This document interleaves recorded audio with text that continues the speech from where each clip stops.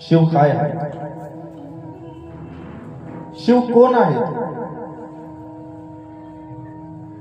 शिव ती परम कल्याणकारी शक्ती आहे.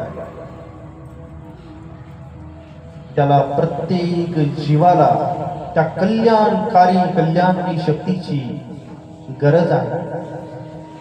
आपण ईश्वराची भक्ती करतो, आपण शिवजीची भक्ती करतो, आपण भगवान कृष्ण यांची भक्ती करतो, आपण विष्णू भगवानची भक्ती करतो, आपण प्रभू श्री रामचंद्रांची भक्ती करतो, आपण हनुमंतरायाची भक्ती करतो, आपण त्यांच्यावर प्रेम पण करतो. का?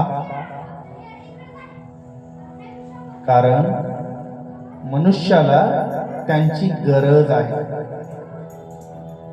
ईश्वराची गरज आहे मनुष्यांना, म्हणून त्यांच्यावर आपण प्रेम करतो, त्यांची भक्ती करतो. मग गरज प्रेम आहे का? नाही. ती गरज आहे म्हणून आपण प्रेमाशी ते नातं जोडले, भक्तीशी ते नातं जोडले. तर आपल्याला ईश्वराची गरजच नसली असती, आपल्याला भगवान शिवजीची गरजच नसली असती.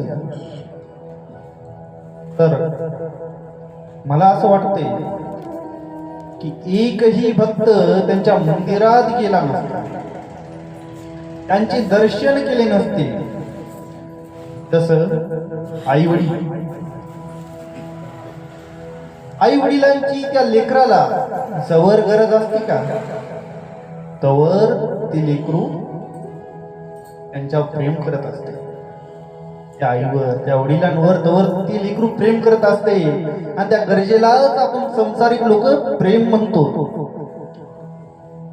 पण गरज आणि प्रेम या दोघांमध्ये खूप खूप खूप अंतर आहे. गरज ही प्रेम नसू शकते, गरज ही भक्ती नसू शकते. भक्ती प्रेम हे निस्वार्थ भाव आहे, त्याच्यामुळे आपण त्याला परमार्थ म्हणतो.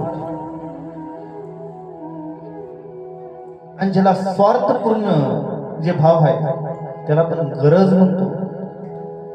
आपली गरज असली तर आपण बसतो लोकांपाशी, आपली गरज आहे म्हणून आपण पुढच्याची सेवा करतो, आपली गरज आहे म्हणून आपण पुढच्याला गोड गोड बोलतो. ज्या क्षणी आपली गरज संपली, आपलं कार्य संपलं, त्या क्षणी आपण त्याला डोकावून पण बघत नाही. हे सत्य आहे.